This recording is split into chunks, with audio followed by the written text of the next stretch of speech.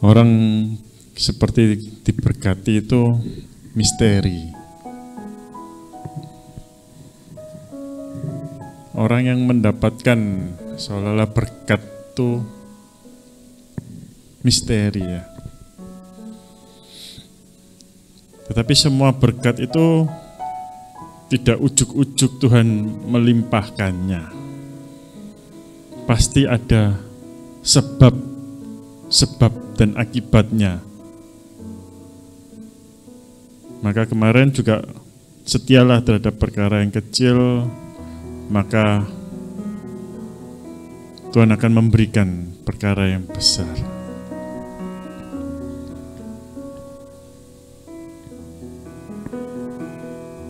Terkadang persoalan yang menghimpit, deadline yang menghimpit itu membutuhkan sebuah jawaban yang cepat ya. Tapi deadline ataupun masalah yang menghadang itu pasti sudah ada dalam beberapa waktu yang lalunya. Karena itu nggak ujuk-ujuk langsung kita terhimpit, nah, ya kan. Ngomonglah orang yang paling gampang itu yang terlilit hutang, ya kan. Nggak mungkin kan ujuk-ujuk didatangi yang sang penagihnya. Pasti kan ada yang rentan waktu yang berapa lama itu sehingga terjadi kepepetnya ini, ya kan.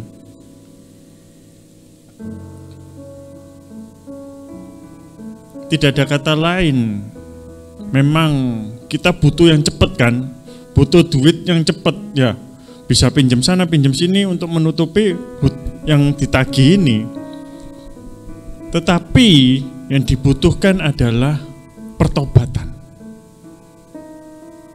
Pertobatan apa? Ya jangan mengulangi apa yang lalu-lalu yang dikerjakan ini. Jangan ngomong pas di sini, jangan ngomong sudah kepalang basah. Sudah kepalang basah ya. Sudah terlanjur basah ya udah sampai sampai menggunung gitu akhirnya bebannya itu. Ya. Memang yang dibutuhkan adalah pertobatan. Dan orang yang kaya akan firman, itu orang itu akan dapat melihat bahwa tidak ada kata terlambat untuk bertobat. Dan tidak ada kata terlambat untuk masuk kembali ke dalam hadirat Tuhan. Seperti halnya Musa. Ketika dilihatnya di depan adalah laut, bagaimana bisa menyeberang? Jalan buntu. Mati sudah. Tapi Tuhan berkehendak lain ketika Musa menyerahkan laut itu kepada Tuhan. Jalan yang buntu itu kepada Tuhan. Tuhan menyuruh angkat tongkat, belah laut. Bagaimana ketika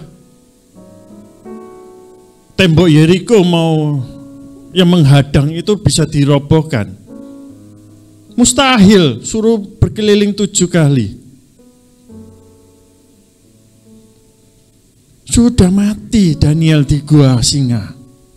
Sudahlah mati sudah. Raja itu sudah pesimis sudah. Mati sudah Daniel di gua singa. Tidak ada yang mustahil.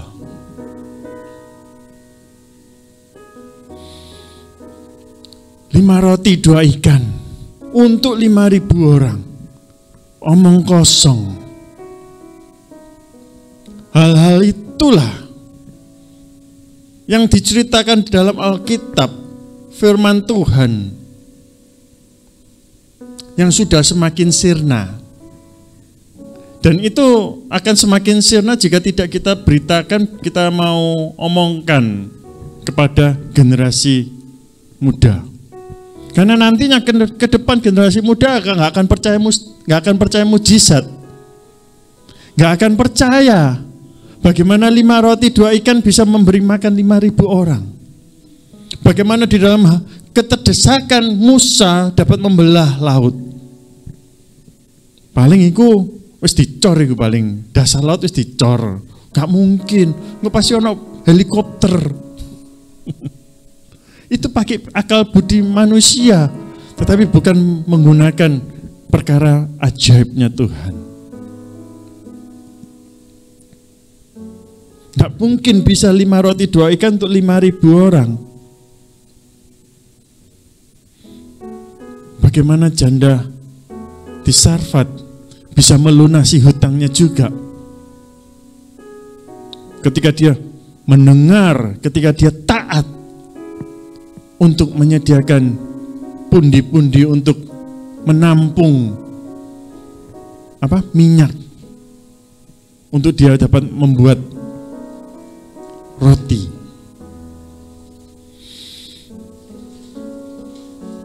Dan juga bagaimana perjamuan di Kana, pernikahan di Kana yang kekurangan anggur,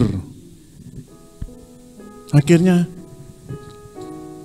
dapat mencukupi anggur untuk prosesi pernikahan itu.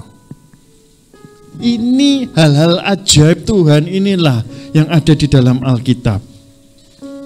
Yang Tuhan mau blow up, yang mau Tuhan tunjukkan bahwa akulah Allah, akulah Tuhan Allahmu yang sanggup membelah laut. Begitu juga akulah Tuhan Allahmu yang akan sanggup membukakan jalan bagimu. Bagaimana 5 roti 2 ikan untuk dapat mencukupi kebutuhan orang-orang di sana. Begitu juga saat ini, yang ada padamu apa? Mungkin 1 roti 1 ikan. Dengan perkara ajaib Tuhan akan memenuhi segala isi rumahmu. Bagaimana dengan kendi-kendi yang dapat terisi penuh, dapat melunaskan hutang-hutangmu, dan bahkan untuk mencukupi kebutuhan anakmu, dan engkau tidak jadi mati. Seperti janda Sarfat itu ngomong, ini tinggal segini, kalau ini sudah habis, aku akan mati. Inilah mujizat-mujizat Tuhan. Misteri. Saya nggak bisa menjawab. Hanya Tuhan. Ketika kita berserah, kita menyerahkan kepada Tuhan, Dialah yang akan menjawab. Kita di sini sama-sama kita boleh saling berlomba untuk kita boleh semakin menyerahkan kepada Tuhan. Hanya Dialah yang sanggup.